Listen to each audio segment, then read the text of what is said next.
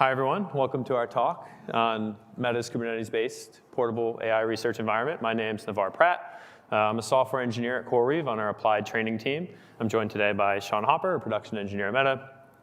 I've done a few different things throughout my years at CoreWeave, but one of those is work with the Meta team starting about a few years ago after some conversations at KubeCon to deploy their infrastructure and use a large-scale CoreWeave H200 cluster for research done by their FAIR team.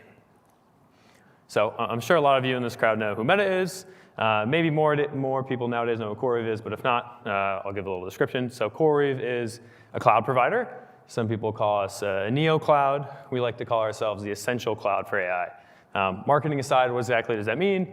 It means that we deploy very large scale, bare metal Kubernetes clusters with a lot of GPUs. So AI infrastructure used for training, used for inference. So we're running a lot of large-scale Kubernetes clusters for a lot of large-scale customers like Meta. So customers aren't running single GPU or single node workloads. Oftentimes, they're running training jobs of thousands of GPUs or tens of thousands of GPUs. So when you're working with customers like that, it's very common for them to have footprints in other places. We don't expect many large-scale customers to only be a CoreWeave Cloud customer, again, because we're only focused on AI workloads and not necessarily any workload you'd use a cloud for. So when we're working with people like Meta, we need to be able to support them bringing a stack from an on-prem location or another cloud provider to running on CoreWeave. And that's what we'll talk today about, what Meta has done with CoreWeave and how they've extended that across different providers. Cool. OK, it's working. Yeah, so I'm Shaun. I'm a production engineer at Meta. And for us, the story kind of begins with ChatGPT becoming super popular and then GPUs getting super hard to find. So we started trying to find it where we could, but we had a training platform that was sort of locked into existing cloud providers and not at all portable. So as the supply of GPUs became somewhat available, we wanted to invest in a platform that we could move across these cloud providers.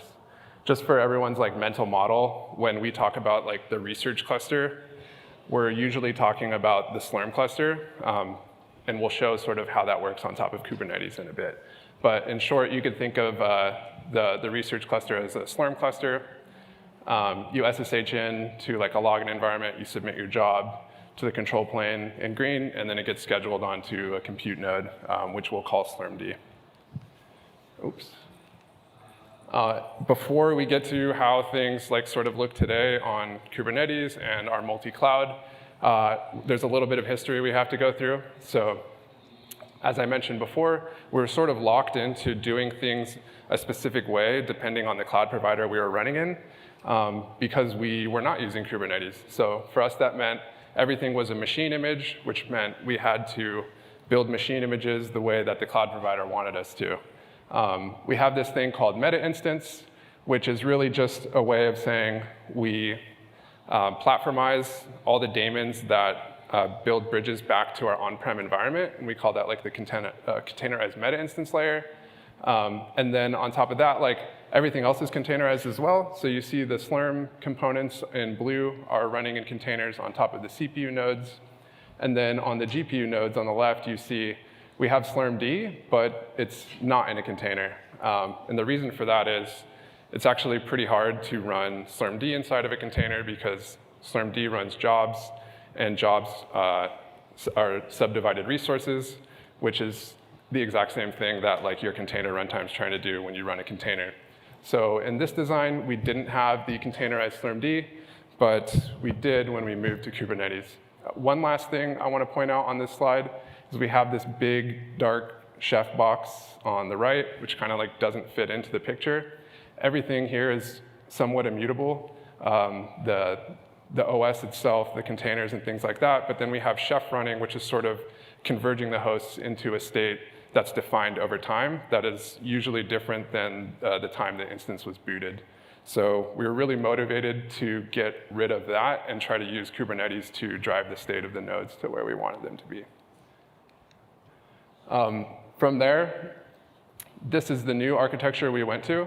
So the main differences are like all of the containerized components are still containerized. We do have Slurmd running in a container, and obviously we have this Kubernetes layer on the bottom. So we actually moved to a 2-cluster architecture per HPC cluster, so 2 Kubernetes clusters, where on the right side, we have a fixed deployment model, which really just facilitates ingress and egress and like bare things like telemetry flowing and things like that. And it allows us to treat the left side, which we call the HPC cluster side, as sort of like a dark environment. So like nothing's getting in or leaving without going through the fixed side. One of the maybe not so obvious benefits here is that like as long as we can get access to the GPUs and we can run Kubernetes on the left side, then we can keep the right side constant and just sort of like stamp out these HPC clusters where we need. Yeah, so that's where we went, and I'll let Navarre talk about how we started getting there. Yeah, cool. So Meta came to us. They started pitching us this idea, and it's like, great. This is exactly fits into CoreWeave's worldview, running Kubernetes to really orchestrate that base layer of compute, handling lifecycle, and then running Slurm on top. So CoreWeave has our Slurm-based training environment. It's called SUNK. It stands for Slurm on Kubernetes. Very high-level diagram on the right. But what I'm going to focus on here on the left is needs for an AI training platform. Whether it's Slurm-based or you're using a Kubernetes native tool, you need all these things on the left. And Slurm just off the shelf might not get you all these, and Kubernetes off the shelf might not get you all these. So I'll talk through exactly how we implemented it on the right. So obviously we want, again, we're using Kubernetes, we're at KubeCon, we know the benefits of the Kubernetes lifecycle system. CoreWeave, through our CoreWeave Kubernetes service, our managed Kubernetes, we have a lot of node lifecycle management, rack lifecycle controllers. We take action on nodes that break all the time, and that all facilitates in Kubernetes. So if we introduce a new scheduler that sits completely on top, we needed a Slurm job to understand the state of the world in Kubernetes and vice versa. Going over to the right, you'll see the green box on the left is the GPU nodes. These are pretty much one-to-one. A GPU node in the Kubernetes cluster is a Slurm node facilitated by a Slurmd pod that fills pretty much the entire node. There's a handful of fancy CRDs that SUNK implements, and that ensures that we could scale up, scale down, have job-safe rolling updates and things like that. Moving over to the CPU nodes, this is where the user abstraction comes in. Those login pods are running things like SSHD. You could have a shared login pod. You could have individual login pod. There's a lot of different ways to deploy it. That's what the user is connecting into. And then over here on the right is the fancier bit that implements this lifecycle system. So we install what we call a Slurm syncer. We used to use the Slurm REST API, but as we scaled up, we built custom RPCs that talk with the Slurm controller. This picks up job states. Again, these Slurmd pods are running essentially 24/7. However, they might be idle within Slurm, they might be allocated within Slurm, and we need to know that in Kubernetes. So if, for example, we detect InfiniBand link flaps and we need to take the node offline, we could, through Kubernetes controllers, take that action and have that information. So the syncer is pushing information back and forth. It's reconciling pod labels, node labels, metadata on the node itself, taints, et cetera. Cool, so we have that. Again, that's a bit more custom piece in SUNK. Now we need priority-based job queues and preemption. This is where Slurm's world-class at. This is why it's pretty standard in HPC communities. You get that more or less out of the box with the Slurm controller. The researcher experience, obviously, it has to abstract away Kubernetes. There's a lot of complexity in Kubernetes, but it's not very familiar for a researcher. We want to give them a nice abstraction. For Slurm, that's the Slurm CLIs. There's tons of history there. There's tons of examples of how to run an SBatch file. So that worked well for the Meta team. Finally, the bottom two pieces. This is really important when you're running things at scale. You need a very deep integration with the observability platform, which we'll touch on later. It's another use of the Slurm syncer. It's pulling information and publishing Prometheus metrics about the job states, about how many GPUs are allocated. It allows us to create time series on if the job was preempted or idle. And finally, we need it to be deployable via standard CI/CD tools. So all of us here know there's a very vast, rich ecosystem of Kubernetes CI/CD. And packaging Slurm all up, if you notice that white box is a single Helm chart, allows people like Meta to deploy a Slurm cluster through standard tooling. No more chef. They could now plug this into whatever they're using for standard Kubernetes CI/CD. This Helm chart is very extensible. You could enable and disable different components. You could add pretty much anything about the workloads. You could add custom labels for the login pods. So there are standard recipes that we use with our customers, but people like Meta are able to customize that to a very large extent, which Shaun will talk about how they're running Sunk in the next few slides. So as mentioned, it's really just a Helm chart for us, but we deploy it in different ways. So earlier, we kind of showed the high-level overview of what the cluster looked like, the login, the compute, and the control plane. Here is like a more zoomed in and simplified view of what it looks like at the Kubernetes level. So we deploy the chart in various configurations depending on if we are deploying one of these components. So the control plane and the compute environment are pretty much deployed once via Terraform, and we'll just literally go in the values and disable everything else that's not related to the control plane when we deploy it. And the same for the compute. But the login pods are different. So since the login pods are like a personalized environment that each researcher gets dedicated just to themselves, we deploy those differently. This is sort of a zoomed in view of how that happens. But before I go through and annotate how the whole thing works, I kind of want to just cover the principles behind it. We're using Kubernetes as infra engineers for ourselves, but we want the researchers to just have the off-the-shelf Slurm experience that they expect. So to us, that means they should never really know that they're inside of a Kubernetes cluster. They should never be running Helm, kubectl, or really thinking about Kubernetes objects or resources at all. The way we enable this is really through this little CLI on the bottom here, which sometimes they don't even realize they're running that as well. So a lot of the time they're just in VS Code or in our Jupyter notebook tool and just sort of clicking a button that says I want a login pod. When they do that or invoke the CLI, on their behalf, we write a tiny CRD representing that same Helm chart to the cluster, which as long as they only specify their name and it matches the name of who they actually are, it will go through the admission controller, and from there, Flux takes care of the rest. So many people think of Flux as a GitOps sort of controller, but it also has Helm functionality, and that's what we're using here, where, again, we're just using that exact same Helm chart, but all the values are pretty much pre-computed, and just their name is templated in. Once that goes through, Flux will fetch the Helm chart from the OCI registry and deploy the Helm chart, and we can immediately drop them into an SSH session, and their login pod is ready to go. All of this usually happens within a few seconds. But there's more to deploying the cluster than just the login pod. We're not going to be able to cover all that in 30 minutes, so we're going to move on to more day 2 operations, and I'll let Navarre cover that. Cool. So we covered the basic implementation, but like I alluded to at the beginning, CoreWeave and Meta do everything at scale. One of the most important things when you're running at scale, again, scale here means thousands and thousands of nodes in a Kubernetes cluster, especially with AI compute, is observability. And when it comes to running, like in this picture, GB200s, if you listen to Jensen's keynotes, they'll always talk about how there's millions of components per node, millions of components per rack. These are extremely complex machines, and it takes everything working together to not break, to run at the best performance you need. So this infrastructure is very, very complex. It usually fails in intricate ways, much more often than basic CPU nodes or non-HPC compute. And because of the nature of these very parallelized training jobs, the failure domain is quite large. A single node slowing down can slow down an entire training job, taking thousands of GPUs. A single node breaking can take down an entire job. When you start running the numbers on how much that costs, if you're thinking thousands or tens of thousands of GB200s being potentially losing that training job status because you have to go back to a checkpoint because your job crashed, it gets very expensive very quick.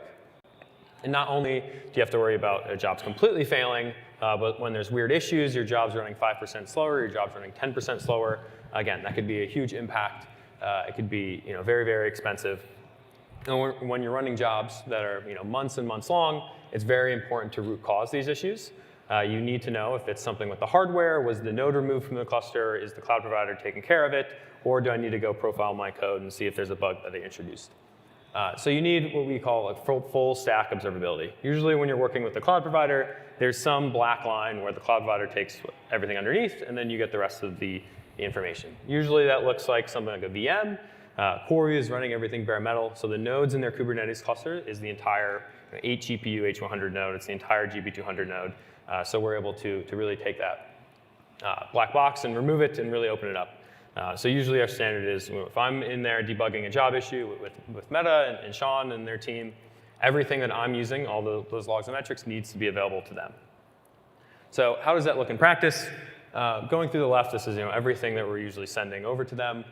For large-scale clusters where there's one tenant per front-end Ethernet fabric, one tenant per east-west InfiniBand fabric, of course they're getting metrics from the NICs on the node, input-output bandwidth, but we're also sending them logs and metrics from the NICs in the fabric.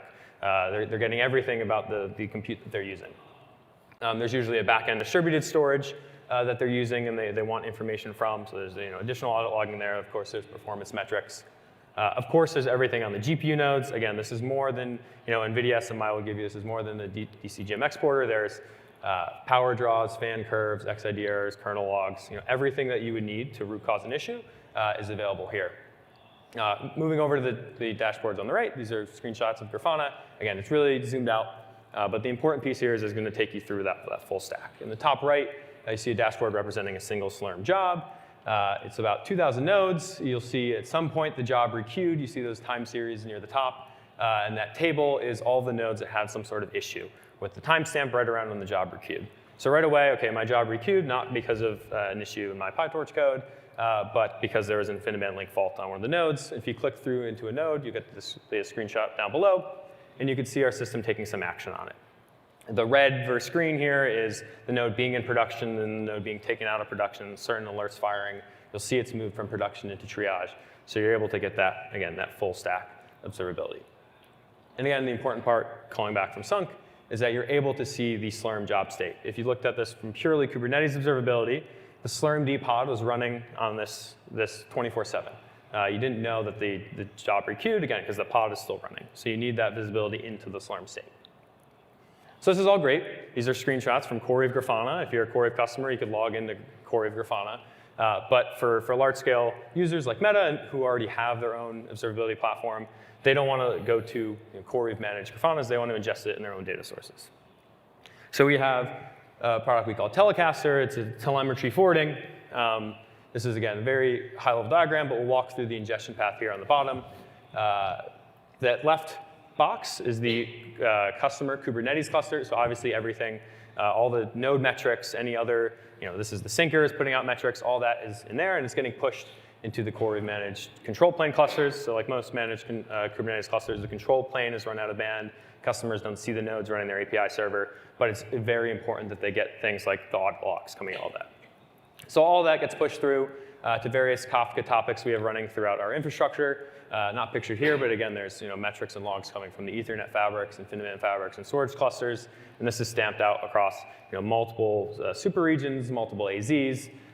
We're very particular in how we set up our topics so we can ensure that all data that's supposed to be going to a topic that's coming from a data source exists. We're able to make strict checks on if there's any data that's not supposed to be in a topic. We could check that at many different layers. And finally, the forwarding path. So once it's in those topics, we're able to forward it to the different endpoints. Of course, we have the CoreWeave data source that backs that Grafana that we saw screenshots of. We could push it to other over the internet, customer-owned things like object source buckets or Prometheus remote write. But for customers like Meta, if you recall from the beginning, they have the left-hand side, right-hand side.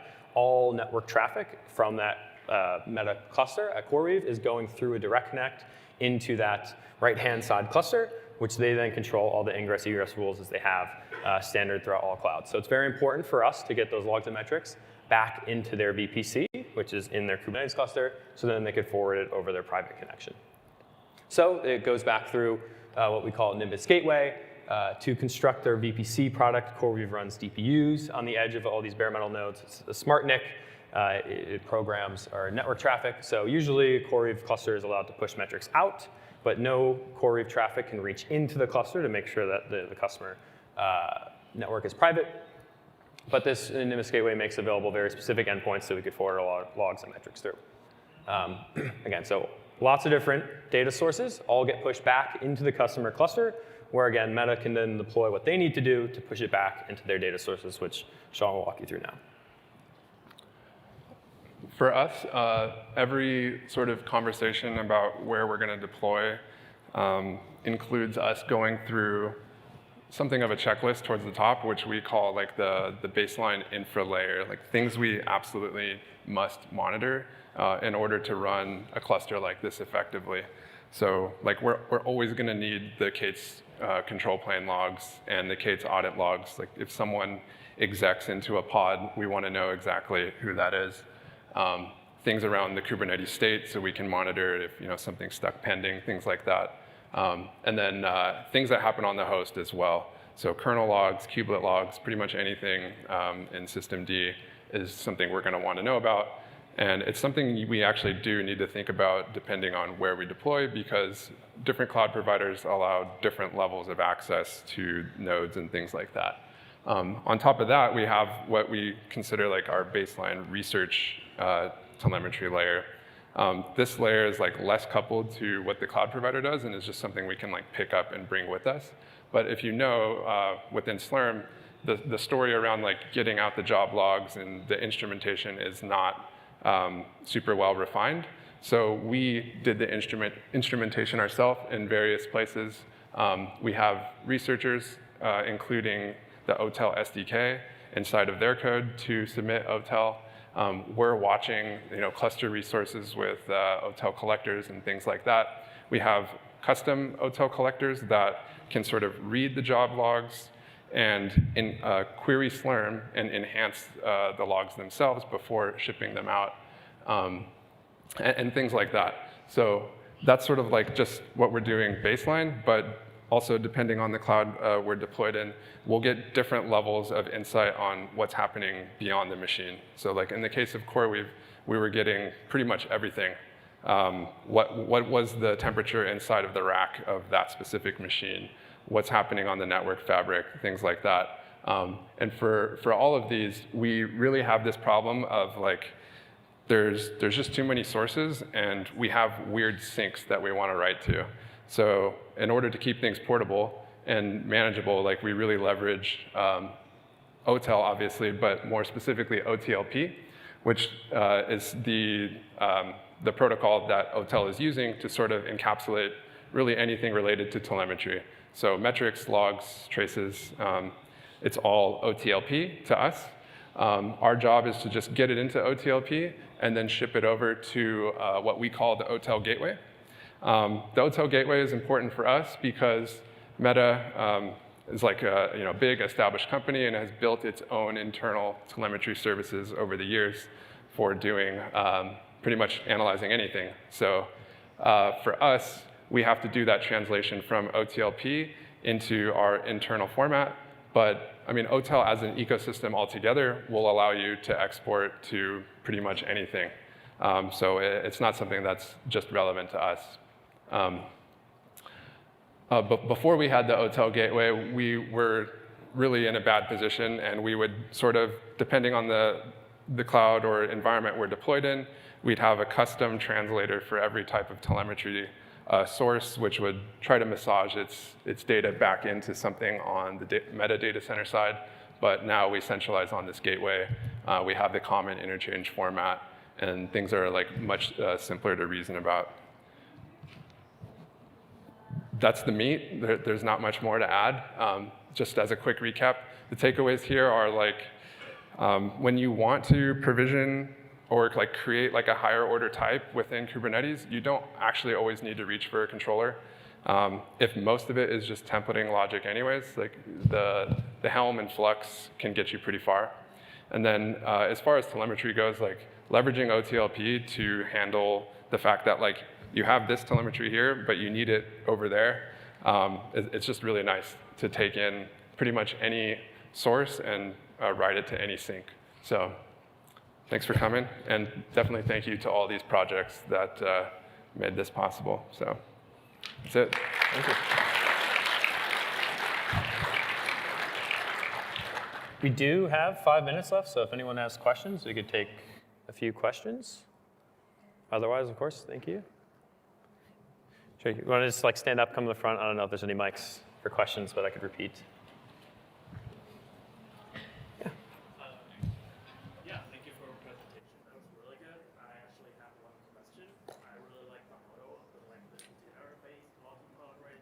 Usually in HPC environment, we would see like the multi-cloud as a VM with their virtual machine. Like, I'm just curious, like what are like the pros and cons? Like what are the problems do you guys see with container-based like multi-cloud like that? Yeah, good question. So the question was around benefits that we've seen from a container-based login system compared to things like a full VM. Well, a container is obviously a lot lighter.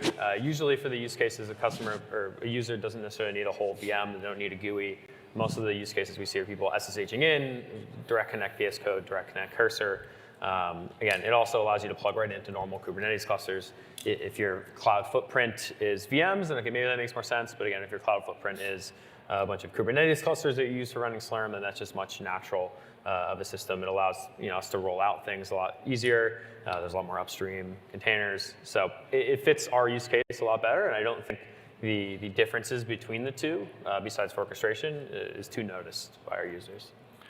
Yeah, I think for me, there's just new challenges that surface when you're like completely locked inside of the container, right? So depending on the containerd version you're running, certain things will be imposed on you.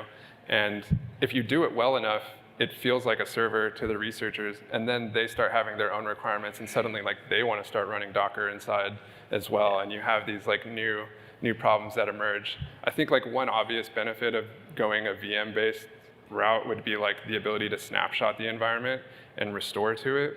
Whereas now, when you're inside of a pod, you're kind of just like a victim to whatever happens from the stateful set controller in this case. So if the pod gets evicted, like the experience isn't great. Yeah.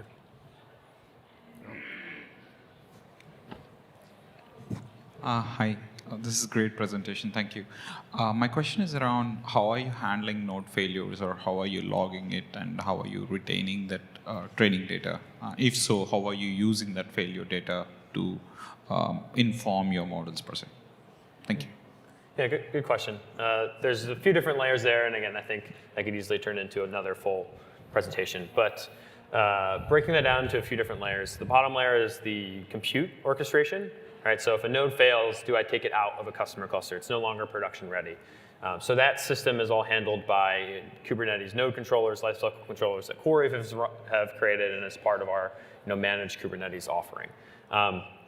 Moving up a little bit into the workload scheduling, so this is what Slurm is used for. It's putting jobs on these different nodes.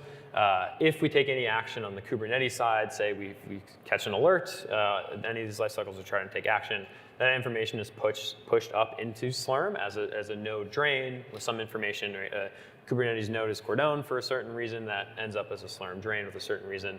The highest level is where FAIR operates, not CoreWeave, and that's like in the actual job. How are you checkpointing in certain places and how that information is being dumped. Again, it's a full stack.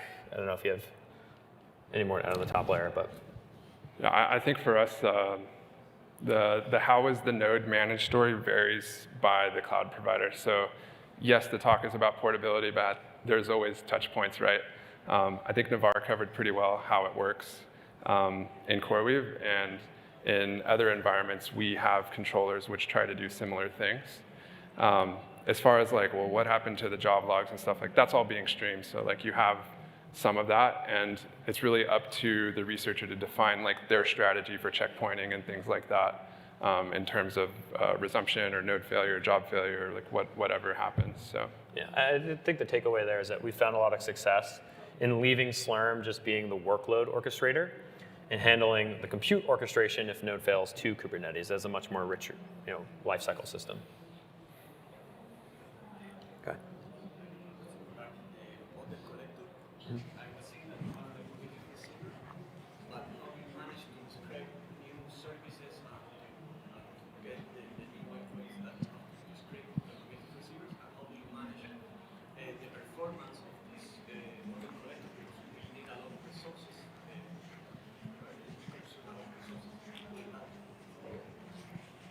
Yeah, so when it comes to scaling, like we have definitely seen it fall over multiple times.